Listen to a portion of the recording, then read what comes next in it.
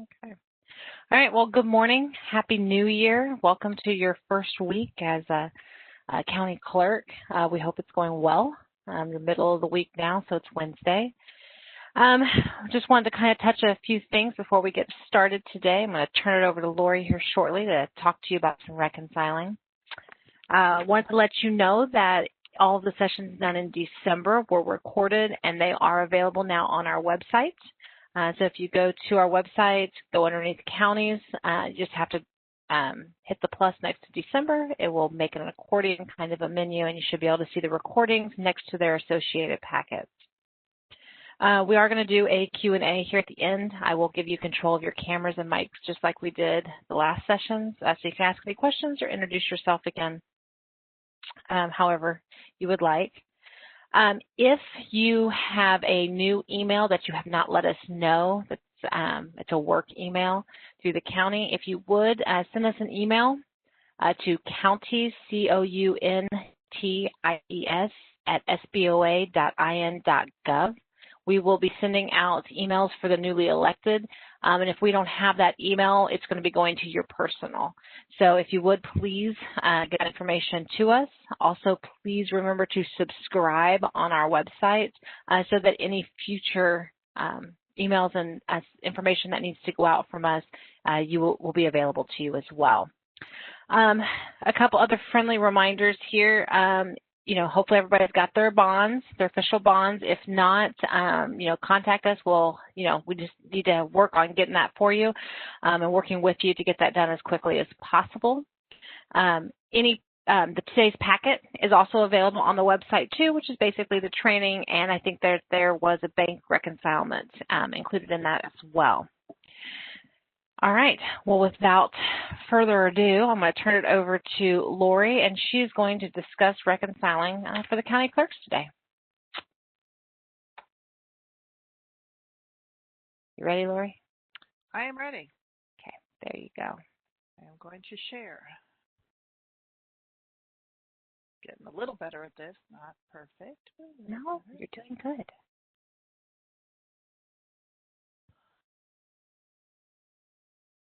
Do I need to switch again? Yep. Or is it right? Okay. And you got a couple boxes on your screen. Well, because it says I'm sharing. Oh. There's still another one. I don't know what that is. I don't know. Okay, let's swap. You. I have you. Oh, I must be in the way then. Let me reduce. Well, I thought I could reduce yours. Can you just pull me to another screen? There, is it gone? Yes. You still have one at the bottom right corner too, but I'll just pull it around too. How's that? Perfect. You are ready to go. There we go. Okay. So we are going to talk about reconciling today. Reconciling is extremely important. If you had to go through all of our audit findings for all of our offices, is probably one of the most common that comes up is when the reconciling is not being done. It's a very important process. It assists you so that you know that your records are accurate and complete. So we do not want to overlook that process. Okay. So why do we reconcile? Well, first off, there's a statute that requires you to do so. So it's part of the law. And I've written the code out here. It's in Indiana Code 5-13-6-1E, which states that all local investment officers shall reconcile at least monthly the balance of public funds as disclosed by the records of the local officers with the balance statements provided by the respective depositories.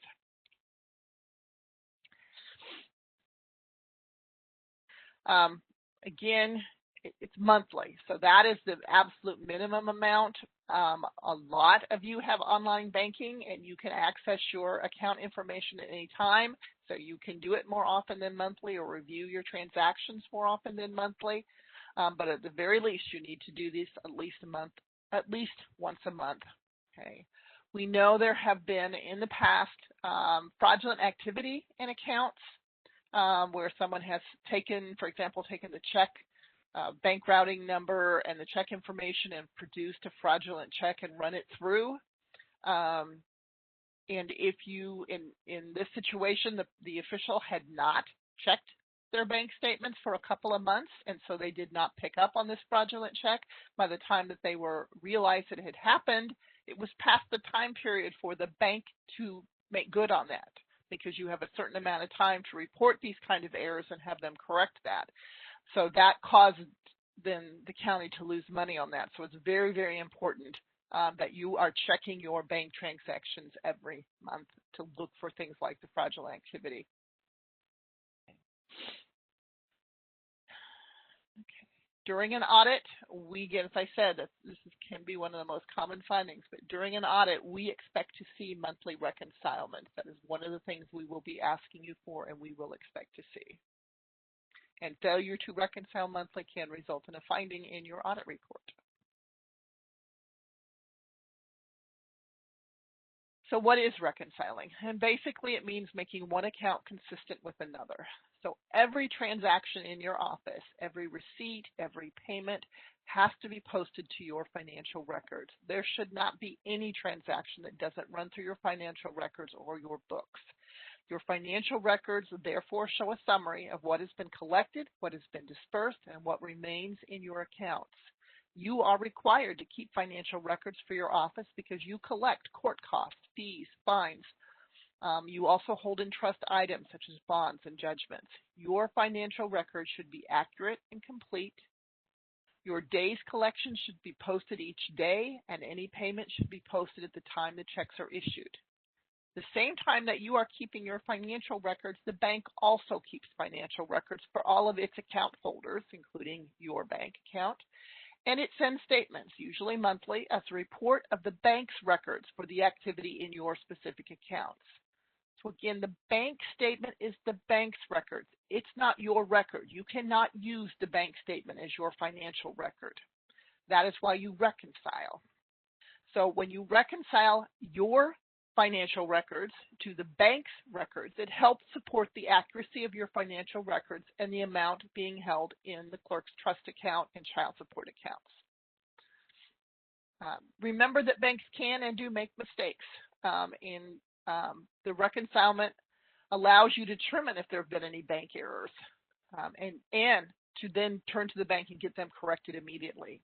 And also, as we mentioned, if there were any fraudulent activity in your account, the reconcilement allows you to catch those kinds of activities and report them to the bank and get those removed from your account. There can also be errors in your financial records. Maybe something got posted incorrectly or it wasn't posted at all. The reconcilement allows you to determine those errors, and then you can immediately correct your financial records as well. So it's a check and balance, linking your accounts against the bank's records.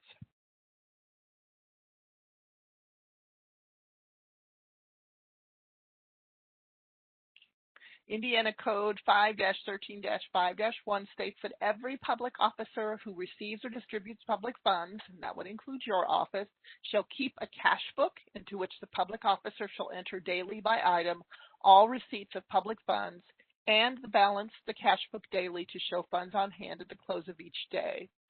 The Form 27A is the prescribed form for the clerk's cash book of receipts and disbursements.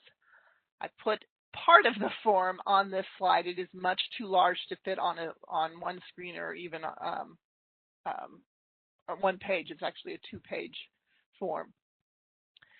If you remember or go back and watch, as we discussed in December, one of the roles for the State Board of Accounts is to prescribe the forms for accounting.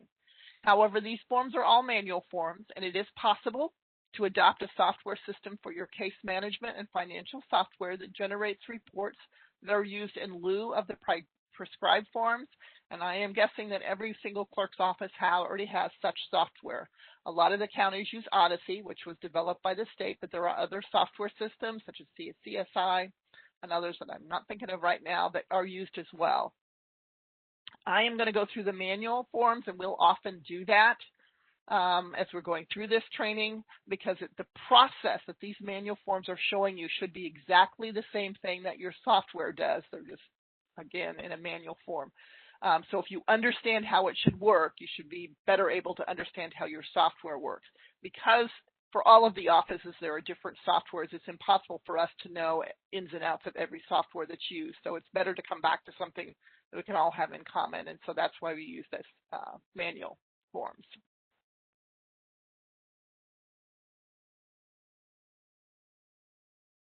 So each time your office takes in a collection, it issues a receipt.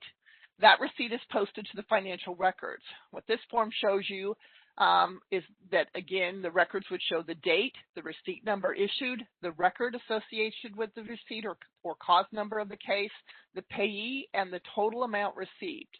The form, which doesn't show on this page because this form extends for quite a bit, then allocates that receipt to the various categories for which the collection is taken. This one only actually shows court costs, but there's a whole other section for different fines and fees. Your software does the exact same thing. When you're posting it, you're telling the software is then allocating it to these various accounts within the software. So if you are collecting, for example, court costs, it's going to allocate 70% of the court cost to the state, and 27% is going to be allocated to the county and 3% to the city. And this is all going to be noted in your software. This allows you to keep a running balance for each category, which assists you when it's time to remit to the state, which is semi-annually, or to the county monthly. And then each fine or fee is allocated in the same manner as the court costs are. We're going to have training on receipting to the county, which includes the report of collections later on. I think, is it next month? I think next month. But from this form, you can see you would have a total of all your receipts and a breakdown of each receipt. Again, you're not going to be keeping this manual record, but your software should generate a report that would give you your daily collections. This is the back side, the second side of the 27A. And I wanted to show you this to show this also shows your disbursements, because in addition to tracking all of your receipts, you do have to track where you have paid out this money that you've collected. Please, I do want to note here since you are newly elected and if you have not had experience in the clerk's office, all of the clerk's office expenses are paid by the county from your budget within county general and other funds. You do not pay any office expenses out of the money that you're collecting and that you're tracking. This is money that it's either in your trust fund or your child support fund, and this is money you are holding for someone else in trust. So you're not going to be paying any expenses out of this. You are going to be remitting it either to the state or to the county auditor, or potentially back to the payee, or if it's a judgment that you're going to pay out to the court-ordered payee, or a bond that you're returning to the person that paid the bond.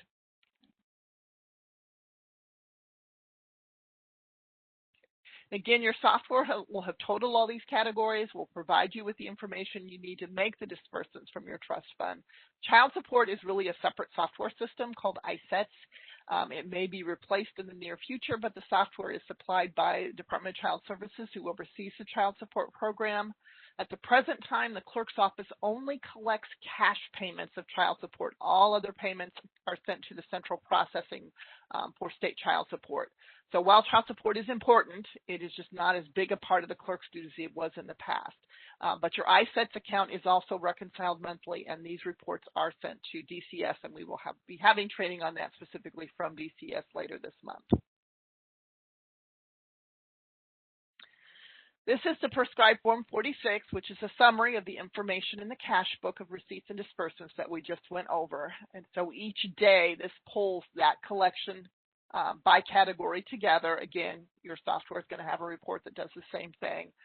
And this is the form of report you would use to reconcile. It shows what was collected or dispersed for that day and what you're still holding on to, what you still have in your trust account. So this form summarizes your collections. It has a column for the receipts that you've collected during the day, so that you can reconcile then your cash drawers to what you've collected for that day. This is the bottom of the Form 46. It allows you to summarize what was deposited to the bank and what was dispersed from the bank account. Remember, this is your financial record. This may not, and often will not, probably for the clerk's office, never match a bank statement for the same day because there's going to be timing differences. You have deposits on here that you are taking to the bank, but the bank has not credited your account with those yet. But this is a summary report of your records that shows what your records show should be in the bank. And it should make reconciling to the bank much easier, show you where those variances are. We are going to be talking about those timing differences in just a little bit. And again, your financial software should have a report that provides the same information so you can reconcile your daily collections. And again, your records should be posted daily, your collections reconciled and deposited daily, and then your financial records should be reconciled monthly with those bank statements. If you can stay on top of your posting and reconciling, this becomes a very routine duty. The problems that we see when we're auditing are when the records haven't reconciled for months or sometimes years, and finding errors over that time is exponentially more difficult. Multiple errors can net against each other, making them even more difficult to find. So it's really, really important that you reconcile monthly so that any variances that you have are confined to the month you're looking at. It just makes them that much easier to find. So when you take office, which you already have, look for your November 2020 reconcilement. Hopefully it's done and you reconcile. And then when you're doing your December reconcilement, you will know that any of the variances should have occurred in December. So when you're looking at your December financial records and your December bank statement, any differences should be found between those two statements. If you find out that you are not reconciled to the end of November, your reconcilement process will be a little more difficult. Focus on the most recent month. Start with December. Make sure that your December transactions are accurate and that those reconcile to what the bank is showing. If you have issues that you cannot resolve, then contact Ricky and I, or we would be glad to work with you, brainstorm, try to help you find some steps to get that reconcilement completed. Again, as an elected officer, you are responsible for transactions from January 1st going forward, so you are not responsible for those unreconciled differences. That would be your predecessor clerk. But you are responsible to get them reconciled. So again, if you find that you cannot do that, be sure and let us know, and we can help you work with that and figure out a way to bring those records current.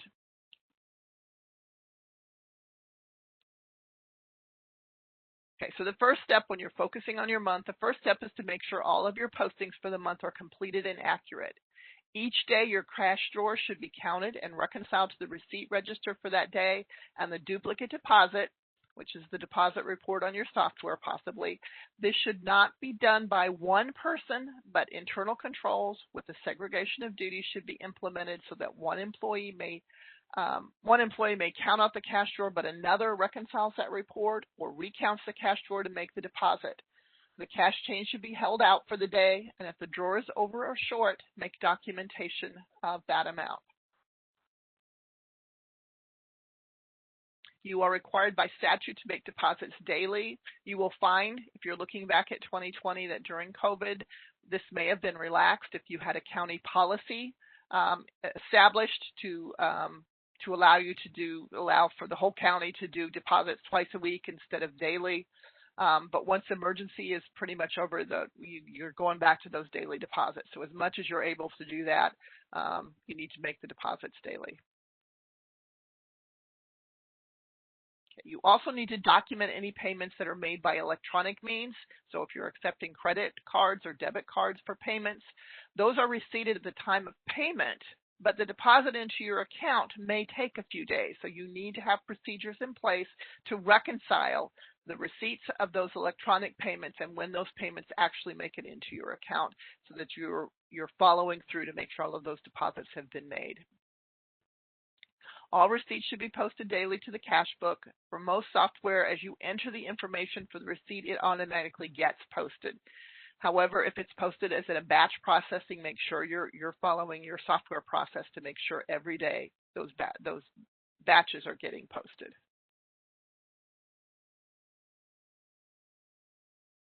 When you get the bank statement, your first step is to take all those duplicate deposit slips and trace them to posting on the bank statement. If a deposit was made at the end of the month, it may not be posted by the bank yet. This is added to a list of deposits in transit that you're keeping as one of the timing differences. That list is carried forward to the subsequent bank statement to ensure that it is posted in the subsequent month. You need to total your deposits in transit because that's a number that you're going to be using in your bank reconcilement. Your second step is to trace all of your checks written from your check register or your check duplicate, however your system does that, to clearing in the bank. Any checks that have not cleared should be added to your outstanding check list. This list will contain checks issued in previous months that have not cleared. So you'll need to determine if any of those checks cleared from the previous months have actually cleared in this month, so that you always have a current outstanding check list. Again, checks can be outstanding for up to 2 years, so before you repay those back into the trust account. So your outstanding checklist is always going to be moved forward, but it's going to contain, like I said, contain up to 24 months of uncleared transactions. You need to have a total of your uncleared checks. Your software may do that for you, and probably does, but you need, again, to have that total of uncleared checks, as that's going to be part of your reconciling items. Check for your deposits from credit card and debit card transactions. Update that list as well. And if there are payments that are not deposited, those need to be treated the same way you would deposits in transit. You've receipted them into your records, but they haven't hit the deposit yet into the bank. So those are ways you're going to have, there's going to be a timing difference between you and the bank. Now look for any differences between your records and the bank statement and make note of this. Were deposits not in the same amount? Did checks clear for a different amount than what you have recorded? Were transactions posted to the account that you don't have posted? Determine if the differences are posting errors on your records, or are they bank errors? Any bank errors should be reported to the bank immediately for correction. Most banks have a set period of time after which they will no longer make corrections, so make sure you submit your request before that time is up. Okay. And we already talked about it, that it has been a common scheme, especially because the child support checks often are a victim of this, as well as some of the judgment checks. But they will use the information from your actual checks to create fraudulent checks and try to run those through. So do be vigilant. Make sure the bank is aware of any fraudulent activity immediately. And there are other procedures you need to follow. But again, you need to contact the bank and let them know that someone is trying to pass bad checks off through your account. Okay. Your account is a trust fund, so you are responsible for this trust. You will not be held liable for fraudulent activity as long as you have fulfilled your responsibilities to reconcile and report this activity to the bank for corrections. So in the situation I said earlier, if you haven't opened a bank statement for 3 months or checked it online and fraudulent activity occurred in the account 3 months ago, you could be held personally responsible for the missing funds. So make sure you are reconciling at least to this point. As I said, you need to reconcile every month.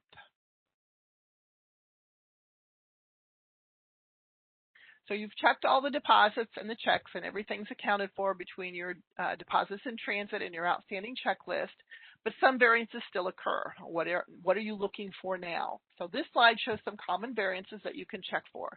The first is interest. If your account earns interest, the bank will credit your account with the interest, but you will not have posted it to your records. So there's a timing difference.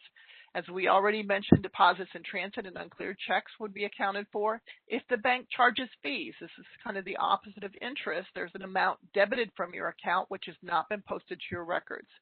It is possible to net your bank fees against your interest. However, if the bank fee is larger than the interest, you do need to file a claim against the general fund for the bank fees to be deposited back into your bank account to restore your trust balance as a whole, because this is money you are holding, the county is holding through your office in trust for someone else. So you cannot pay bank fees out of this account. Those bank fees would be part of operating costs and should be paid out of your general fund budget.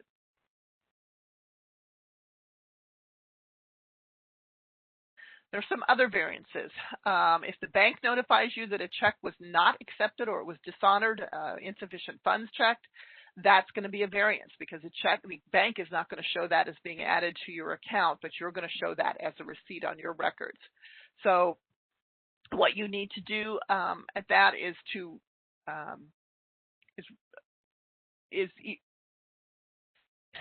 technically the correct way to do that is you need to reverse that amount. You did not actually receive that money because that check is no good. I know that several times officials will hold it for a couple of days, reach out to the person that paid it if they think that that person will make good on that. We're not going to take exception to doing that. I think for your office, it's probably more problematic than any other office because of the people that are actually making the payments.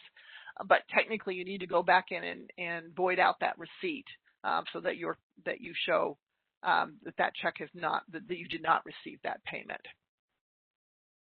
If you have debit or credit card transactions that have been receipted but not deposited, like we talked about, that would be a variance. So you need to make a list of those.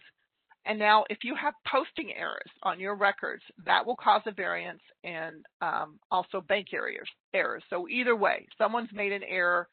You need to determine where the error occurred, whether it was on your records or on the bank error, if it cleared for the wrong amount or if you posted it for the wrong amount. You need to, once you have determined that those errors exist, you need to make those corrections. At the end of this, I'm going to go over the bank rec. It's just illustration of how a reconcilement works. It's not, again, a prescribed for anything, but we'll go through this and show how some of these interplay when you're doing a reconcilement.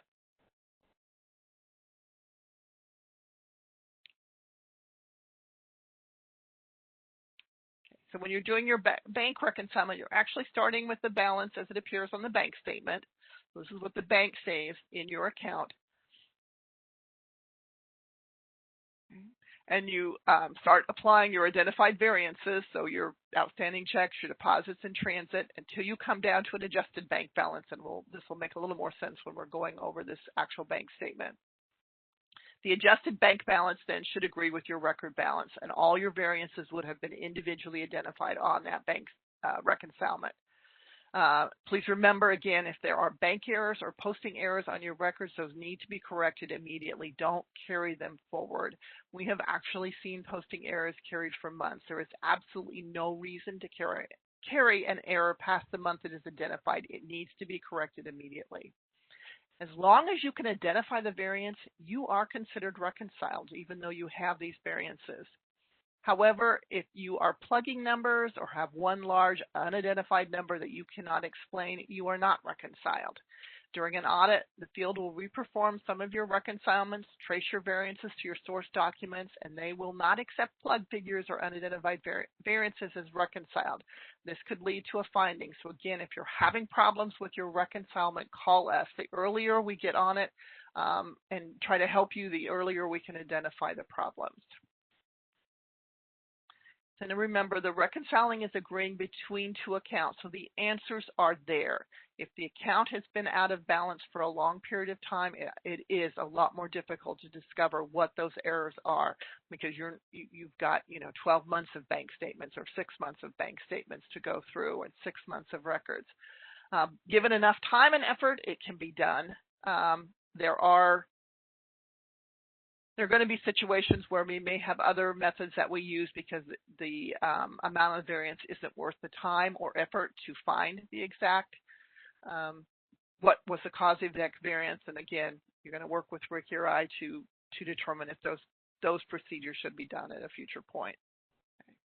Do not rely on the software only to reconcile your bank and your records. Make sure you can do the reconcilement and understand all the variances.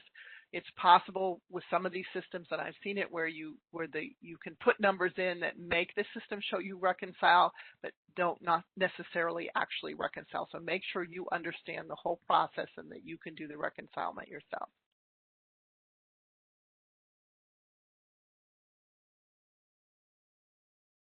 Your cash book should always be completed, and this includes all of your electronic cash books through your software. All of your transactions need to be reported. Okay. This includes all collections and all disbursements for the trust account and the child support account. There should always be a current balance that you can reconcile to. Later this month, we're going to discuss the supplemental annual financial report that you will provide to the auditor for the activity in your trust and child support accounts. And this report is based on your financial records, not the bank statements. And remember, the bank statements are the bank's records, not yours.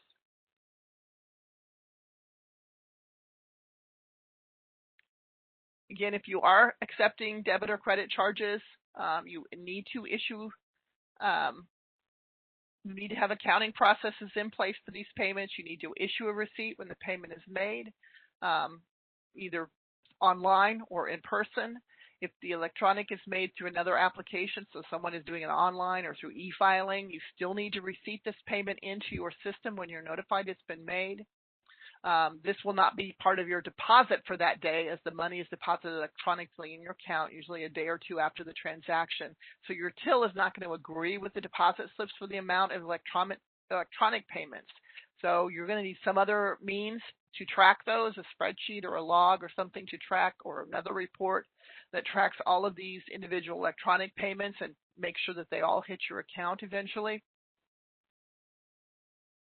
When we discuss receipting in a later session, we're going to talk about the report of collections. But remember, until that money is deposited into your account, you don't have it to remit. So with your trust account, usually more money than you don't need to worry about getting too close. But you don't want to turn over fees that you haven't actually received yet. So you want to make sure that those electronic payments have hit your bank account before you remit them on.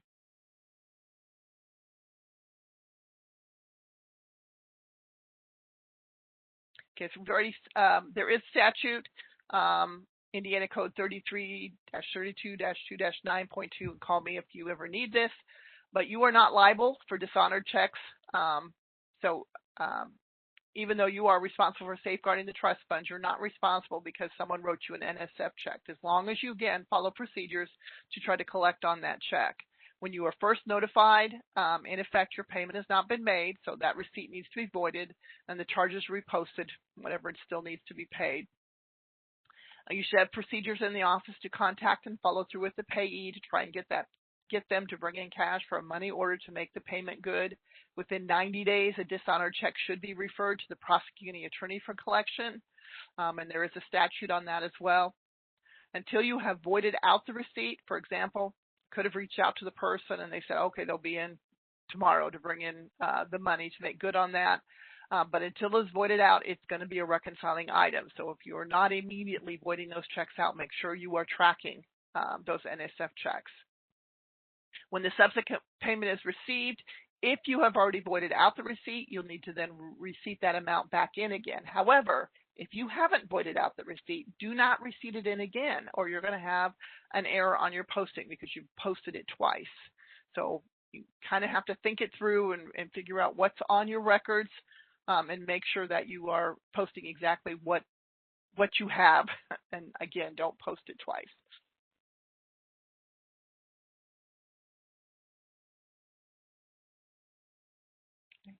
Your trust ledger will have a control or summary of all the trust items, as well as a subsidiary ledger that lists each individual amount held in trust and for whom it is held. There is a prescribed form for this as well, but again, your software will probably track this information. What you need to keep in mind is that for every penny you hold in your trust account or your child support account, you should have an accounting of whom each of those pennies belongs to. What you don't want to do is have X number of dollars in your trust and no idea who the money belongs to.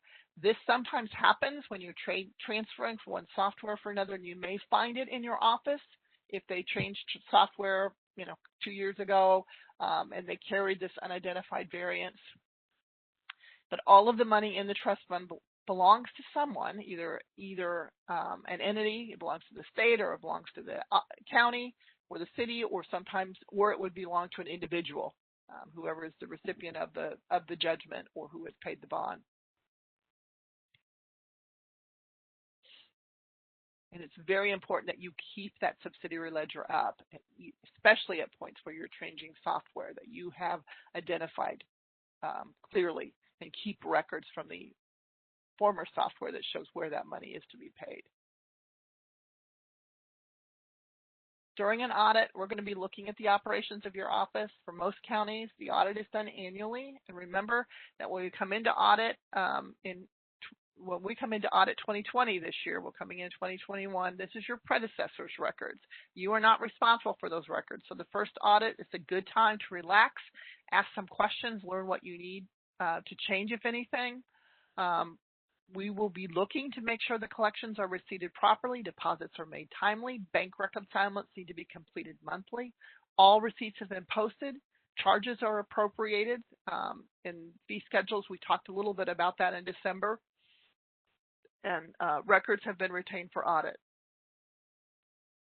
We will be having another session later this month on annual uploads for Gateway. Those records will be used during the audit, so make sure that you watch, attend that or watch it afterwards. The field is going to be looking to make sure this information has been uploaded properly. If there are any findings, you will be notified either by a verbal comment or a management letter, or possibly a written comment in the report. If there are no written findings, then your office will not be included in the supplemental audit report. That's a good thing, because that means nothing was found that needed to be reported. But do bear in mind, we do not look at 100% of transactions during the audit, so there may be issues that we did not notice in a current audit but might be picked up in a subsequent audit. So no finding means that we didn't find anything to report. It does not guarantee that everything you've done is perfect. Due to COVID in 2020, we learned to do more auditing remotely, and even after the health emergency is over, we will continue with some of the remote auditing that provides efficiencies in the audit process. So I wanted to bring some of these procedures to your attention. First, with uploads, we often start the audit before we have discussions with you because we use those uploads. We will communicate through phone, email, video chats when we can't come in person. If you have not provided requested uploads, you may receive a direct request. All of this we're going to be going over when we go over the Gateway upload process. If you receive a direct request and you know you have already uploaded the information, just reach out to your field examiner. It's possible they're not aware of the upload, or it could be that what you uploaded was missing information they need. Please acknowledge any requests that you receive, even if you need more time to gather the information. If possible, just let them know how much time you need approximately to get that information to them. Don't hesitate to call us. We can't reconcile for you, but we can help you work through any issues. And the longer it goes on, the more difficult it becomes. So the earlier we can get involved and you can get onto this process, the better. You can also email us, and I put our email address on here, and send us your reconcilement what you're looking at in your bank statement, and we can look for issues that you may not have seen. Again, just don't hesitate to contact us. If you are not strong in reconcilement, you are not the one that has to reconcile. You can have someone else in your office do that, but you need to review it. Someone needs to review it to make sure it's being done every month and that the information is accurate and complete. I'm going to come back to questions. I want to stop sharing. Where's my stuff? Oh, that's so tiny.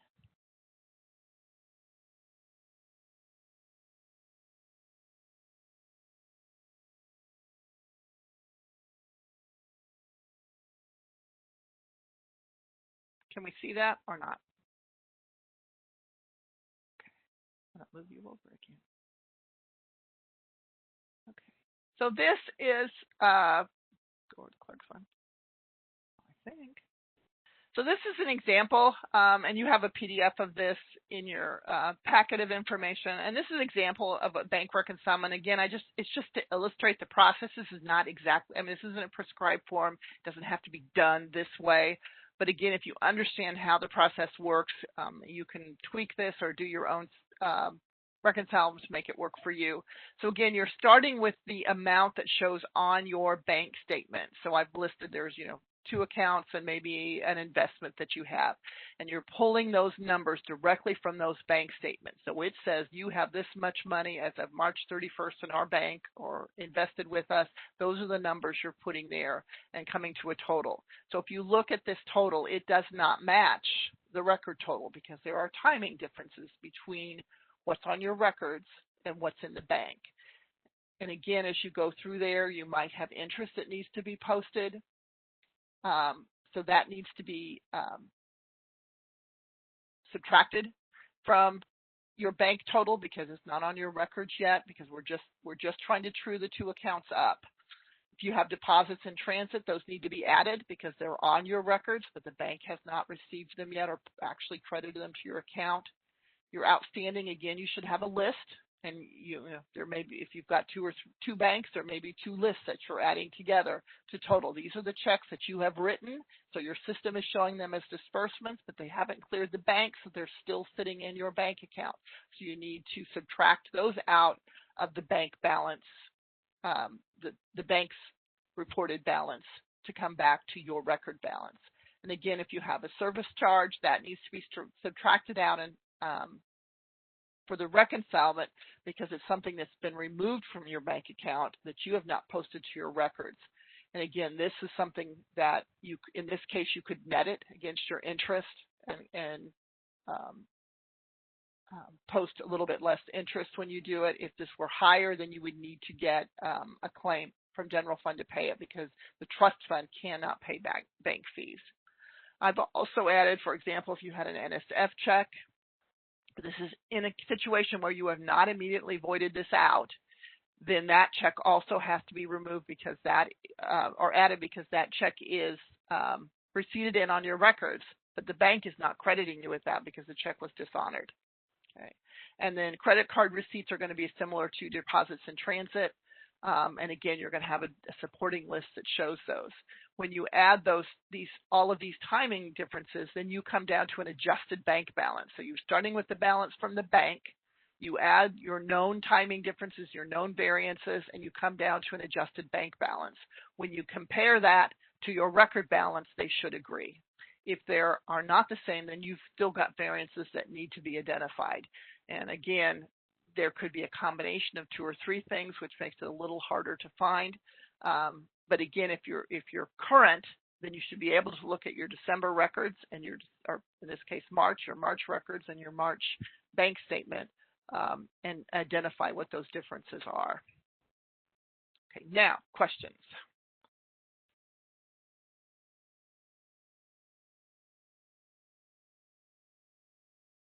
Yeah. Can I unmute myself? Okay, I have a little static happening. All right. Okay, and make panelist. It's not letting me And stop I sharing. Oh, there it goes. Maybe. I don't know, if I take this back from you, will that make you stop sharing? Hopefully, because I just keep toggling back between not sharing and okay. And sharing. Okay. Well, is there any questions or just want to say hi? I don't have any questions, but hello. Hi. Hi. Okay. Well, it's nice to meet you. Which county are you from? Cass County. Cass County. Okay, we'll get you. Get all your names and stuff straight. It just takes us a second. So it's nice to meet you. You. You know, hopefully we'll see you in some more trainings as we go on. I have you marked down for every Wednesday. That's good. I tried to keep it consistent so that you would think, you know, oh, Wednesdays I may have a training, instead of thinking, well, it could be on a Tuesday, or it could be a Wednesday, it could be, you know what I mean? Yes, I appreciate it. So we tried. This is our first time, so we're learning too, doing it this way. Yeah. So, okay. Well, if you don't have any questions for us, we can let you go. Okay. A little bit early today, and then I don't think we have anything the rest of the week with you, but we will see you next week, right? Okay. Yep. Nice seeing you all again. Bye. Have a great day.